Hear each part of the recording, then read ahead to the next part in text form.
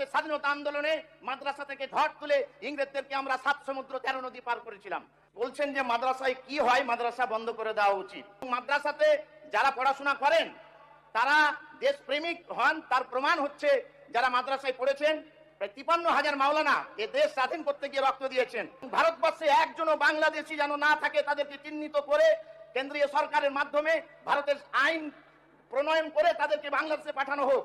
ভারতের সংবিধানের 25 থেকে 28 নম্বর ধারা, সেই ধারাতে স্পষ্ট বলা হয়েছে ভারতবর্ষের প্রত্যেকটি ধর্মীয় কৃষ্টি কালচার কিভাবে করবে, কিভাবে প্র্যাকটিস করবে, তাদের নিজস্ব স্বাধীনতা দেওয়া হয়েছে ভারতের সংবিধানে।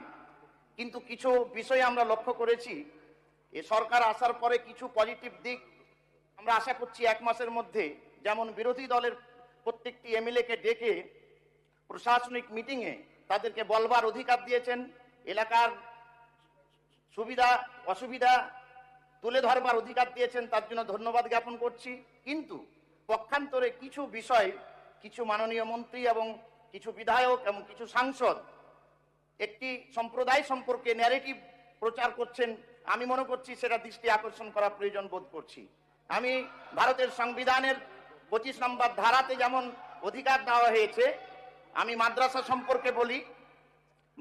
সম্পর্কে বলি যে বলছেন যে মাদ্রাসায় কি হয়, মাদ্রাসা বন্ধ করে দেওয়া উচিত। এ বিষয়ে মাননীয় স্পিকার আপনার মাধ্যমে জানাতে চাই, মাদ্রাসাতে যে পঠন পাঠন দেওয়া হয়, মাদ্রাসা আরবি শব্দ, এর বাংলা হচ্ছে পাঠাগার বা বিদ্যালয়। এই বিদ্যালয়গুলিতে যেমন বাংলা, ইংরেজি, কম্পিউটার সব পড়ানো হয়, সায়েন্স পড়ানো হয়, অনুরূপ একটি ধর্মীয় শাস্ত্র পড়ানো হয়। আর এই মাদ্রাসা থেকেই উঠে এসেছিলেন মাওলানা আবুল কালাম আজাদ, তিনি ভারতের প্রথম শিক্ষামন্ত্রী ছিলেন। আর এই মাদ্রাসা দারুল উলুম দেওবান, যেটা 1866 সালে প্রতিষ্ঠিত হয়েছিল, সেখান থেকে ইংরেজদেরকে তাড়াবার জন্য আন্দোলন হয়েছিল এবং Shaikhul Hind Maulana Mahmudul Hasan silk letter movement, রেশমি রুমাল আন্দোলন করেছিলেন, তিনি এই মাদ্রাসা থেকেই পড়েছিলেন। পরবর্তীতে হোসেন আহমদ মাদানি 3 বছর 6 মাস যে জেল খেটেছিলেন, তারা এই মাদ্রাসা থেকেই পড়েছিলেন। তাই মাদ্রাসা সম্পর্কে যে একটা ন্যারেটিভ ছড়ানো হচ্ছে, মাদ্রাসাতে ভারতবর্ষের সুনাগরিক তৈরি করা হয় এবং মাদ্রাসাতে যারা পড়াশোনা করেন তারা দেশপ্রেমিক হন, তার প্রমাণ হচ্ছে যারা মাদ্রাসায় পড়েছেন প্রায় 53,000 মাওলানা এ দেশ স্বাধীন করতে গিয়ে রক্ত দিয়েছেন। আমি অনুরোধ করব মাননীয় speaker, Discovery of India, Pandit Jawaharlal নেহরুর লেখা বই পড়ে নিতে অনুরোধ করব। নেতাজি সুভাষচন্দ্র বসু ইন্ডিয়া সার্গাল বই লিখেছেন, সেই বইটি পড়ে নিতে অনুরোধ করব। ডব্লিউ হান্টারের লেখা দ্য ইন্ডিয়ান মুসলমানস, এই বইটি পড়ে নিতে অনুরোধ করব যে মাদ্রাসার কি অবদান আছে ভারতবর্ষের মাটিতে। দারুল উলুম দেওবান এবং জমিয়তে ওলামায়ে হিন্দের প্রেক্ষাপটে ভারতবর্ষের স্বাধীনতা আন্দোলনে মাদ্রাসা থেকে ঝড় তুলে ইংরেজদেরকে আমরা 7 সমুদ্র 13 নদী পার করেছিলাম। মাননীয় স্পিকার, আমি রাজ্যপালের স্বাগত ভাষণের উপরে বলতে চাই, যেমন রাজ্যপালের স্বাগত ভাষণের উপরে আমি আরো কয়েকটি কথা বলতে চাই।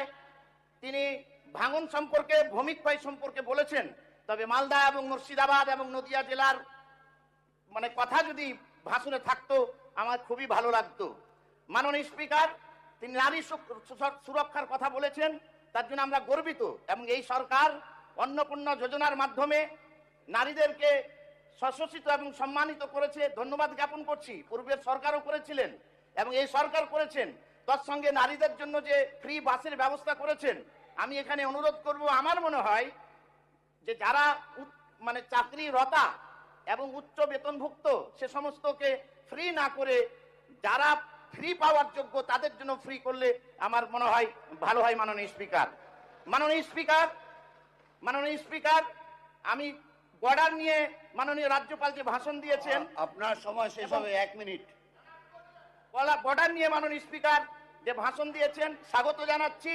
বর্ডারকে সিল করা হোক, একজনও ভারতবর্ষের মাটিতে কোনো নাগরিক অবৈধভাবে যেন প্রবেশ না করে, কেন্দ্র এবং রাজ্য সরকারকে অনুরোধ করছি। এবং ভারতবর্ষে একজনও বাংলাদেশি যেন না থাকে তাদেরকে চিহ্নিত করে কেন্দ্রীয় সরকারের মাধ্যমে ভারতের আইন প্রণয়ন করে তাদেরকে বাংলাদেশে পাঠানো হোক, এরকম যেন না হয় মাননীয় স্পিকার, তার জন্য অনুরোধ করছি। আর একটি কথা আমি মাননীয় স্পিকারের কাছে অনুরোধ করছি যে পোস্ট পোল ভায়োলেন্স, ভোট পরবর্তী যে কিছু কিছু বিষয় পশ্চিমবঙ্গের মাটিতে ঘটছে, আমরা এই কৃষ্টি কালচারে বড় হই নাই। আমি অনুরোধ করছি, আমরা এই কৃষ্টি কালচারে বড় হই নাই, সেটা আমি সরকারের দৃষ্টি আকর্ষণ করছি। মাননীয় স্পিকার, আপনার আমরা সময় কিন্তু শেষ হয়ে একটু যাচ্ছে। দৃষ্টি আকর্ষণ করছি যে পরিযায়ী শ্রমিকদের কথা, মাননীয় মাননীয় স্পিকার, সদস্যদের অনুরোধ করা যাচ্ছে।